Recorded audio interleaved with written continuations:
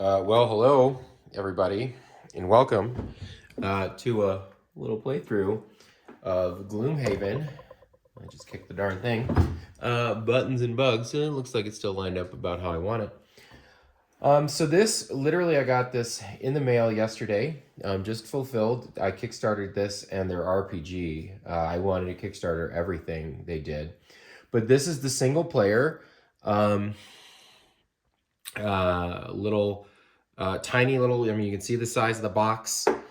Everything came in here, and it looks like it's going to deliver a Gloomhaven experience. So I'm pretty much just going to dive right in.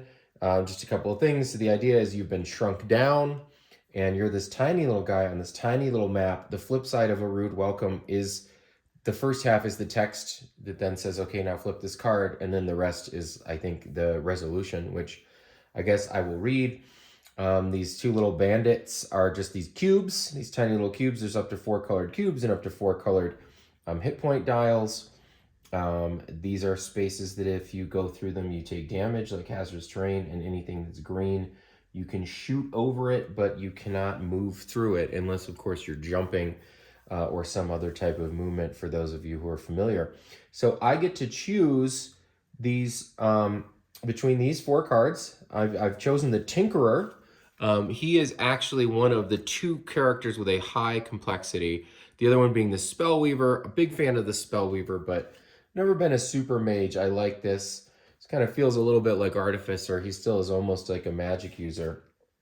So just a quick couple of things that I'll go over, and hopefully you can see this okay. I'm just going to keep this static viewpoint here. So we have these different monsters. We're playing at standard difficulty. This cube moves down, and each time you're going to roll this single die. It appears to have 2 X's, 2 O's, and 2 minuses. So you have one of 3 options that you'll get depending on the attack that's being made and the value of it. So and then there's 3 different options also to determine what happens. So let's there's this little learn to play. We're just going to dive in.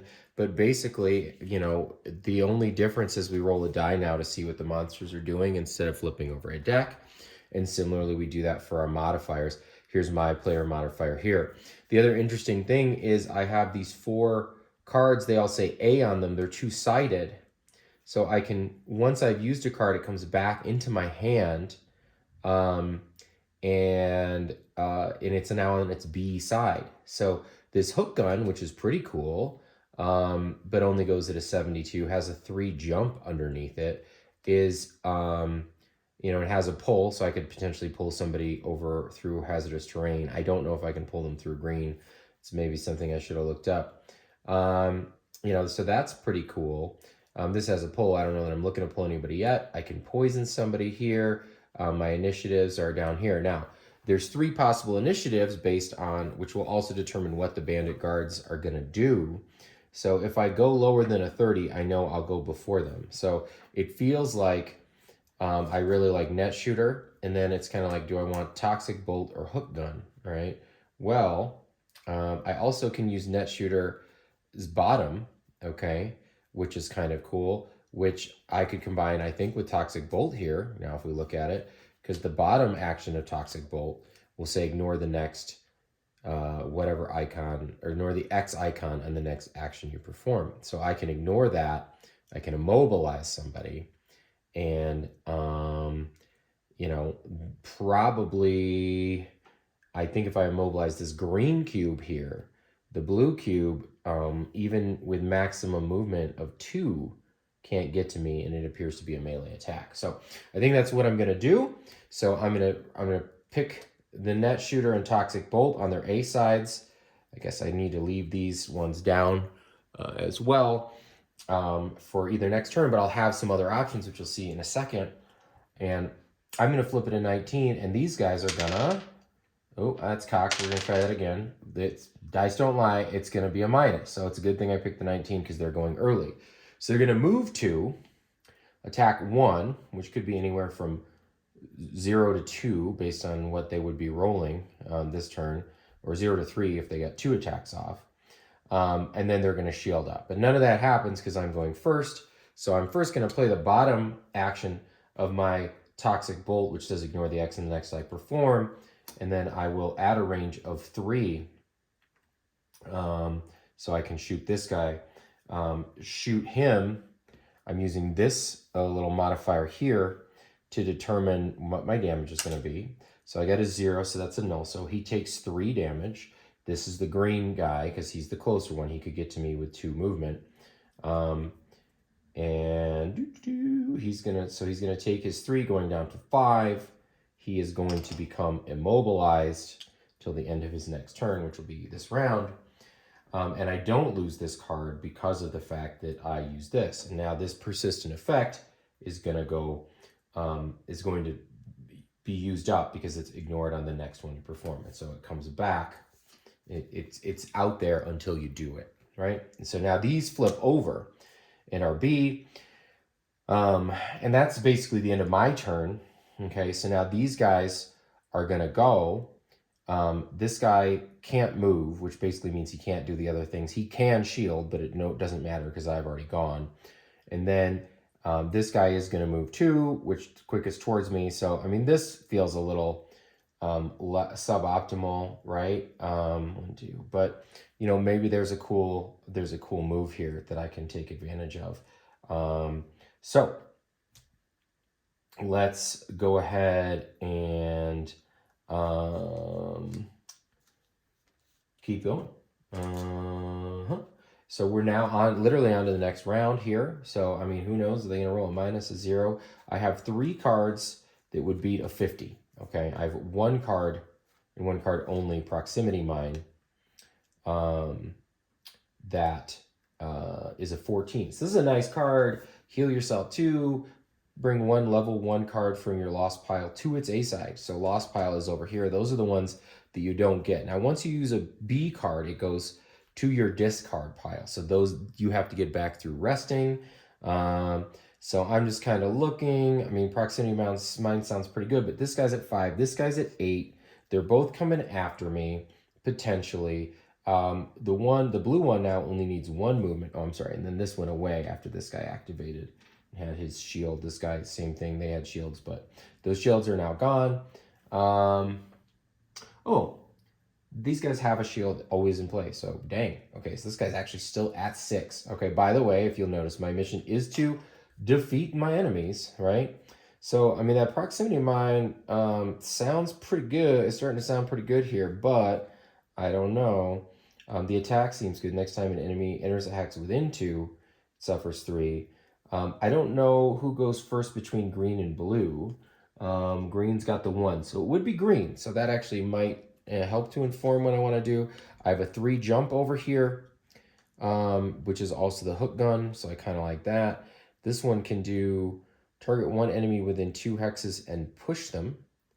And then this one's got to move with a push. Oh, kind of like that. Yeah, so I'm actually gonna use 1 B card and 1 A card here.